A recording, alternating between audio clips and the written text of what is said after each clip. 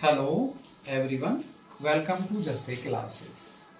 मैं आपके सामने एक पूरी टेंसेस की सीरीज लेकर आ रहा हूँ और आज का हमारा टॉपिक है प्रेजेंट इंडेफिनिट टेंस। तो प्रेजेंट सबसे पहले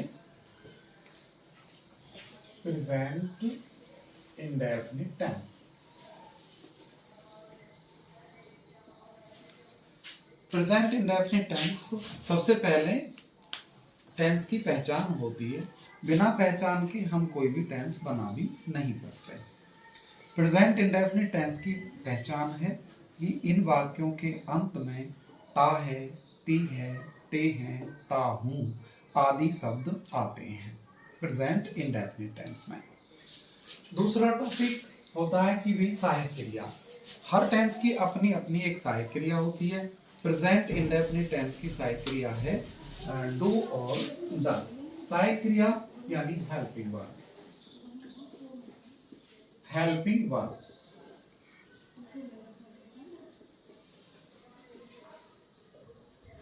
प्रेजेंट इंडेफिनिट की सहायक क्रिया है डू, डज एक वचन कर्ता के साथ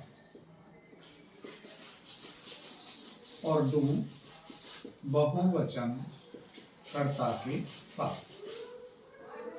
एक वचन को सिंगुलर सब्जेक्ट कहते हैं और बहुवचन को प्लूरल सब्जेक्ट कहते हैं।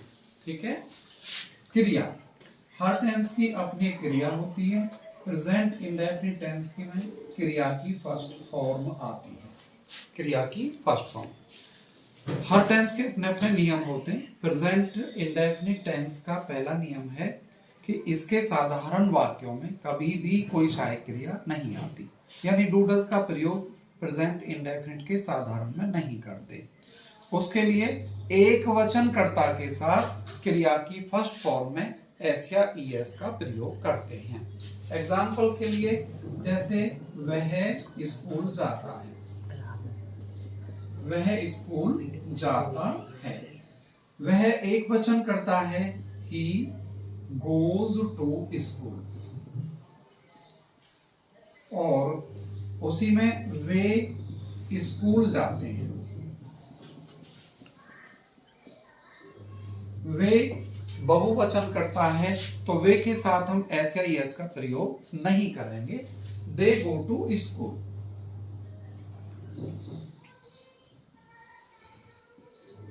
स्कूल हमने ये बताया, मैंने अभी बताया आपको साधारण वाक्य, साधारण में कोई सहायक क्रिया नहीं लगाते। उसी में मैं तुम्हें बताता हूं नेगेटिव सेंटेंस कैसे बनते हैं। नेगेटिव प्रेजेंट इंडेफिनिट के नेगेटिव में डू और डज सहायक क्रिया का प्रयोग करेंगे। एग्जाम्पल के लिए वह स्कूल नहीं जाता है, जाता, तो वह ही does not go to school। does present indefinite की सहायक क्रिया है। जैसा कि मैंने बताया कि भाई प्रेजेंट इंडेफिनिट के नकारात्मक में डू डज का प्रयोग करेंगे।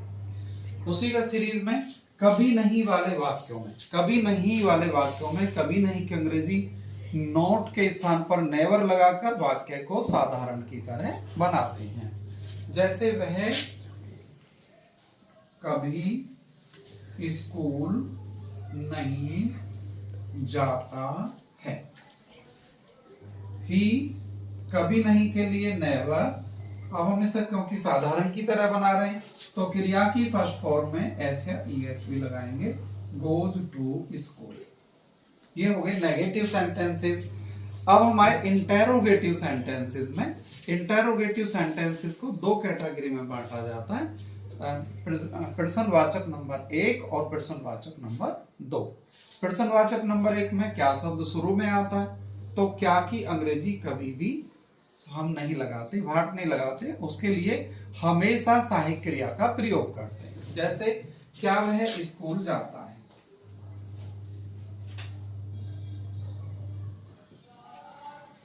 जाता है, तो क्या पहले आ रहा है तो इसके लिए हम सहायक क्रिया पहले ले लेंगे। Does he go to school. फिर आते हैं प्रश्नवाचक नंबर 2।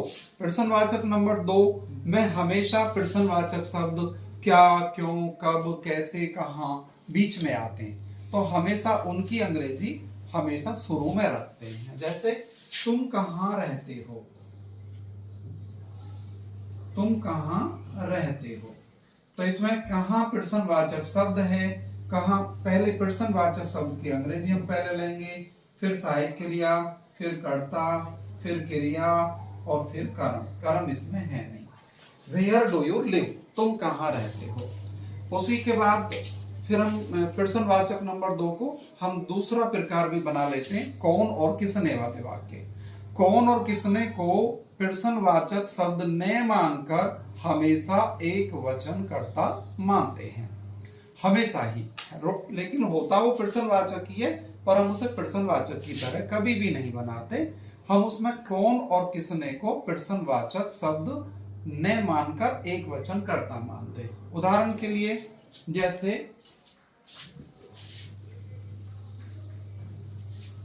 जैसे तुम्हें कौन जानता है,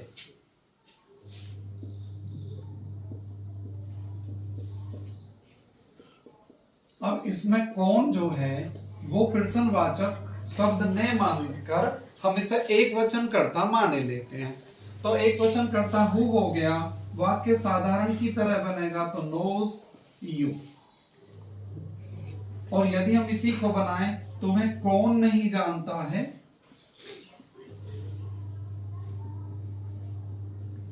वैसे तो ये प्रश्नवाचक ही है, प्रश्नवाचक चिन्ह भी आएगा, लेकिन हम इसे नकारात्मक की तरह बनाएंगे, who does not know you.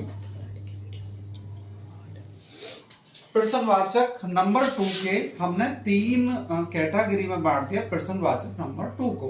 प्रश्नवाचक नंबर 1 में हमने 2 के नंबर 1 में बनाया क्या, क्यों, कब, कैसे को ये प्रश्नवाचक नंबर 1 माना जाएगा।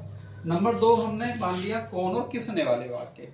और नंबर 3 कैटेगरी प्रश्नवाचक नंबर 2 की नंबर 3 कैटेगरी, उसमें कितने, कितना, कौन सा, किसका, किसकी, इन प्रश्नवाचक शब्दों को लेते हैं। जब भी ये कभी प्रश्नवाचक शब्द आएंगे तो इन्हीं के साथ अगले शब्द की अंग्रेजी भी जरूर लेनी चाहिए। जैसे उदाहरण के लिए तुम कौन सी पुस्तक पढ़ते हो,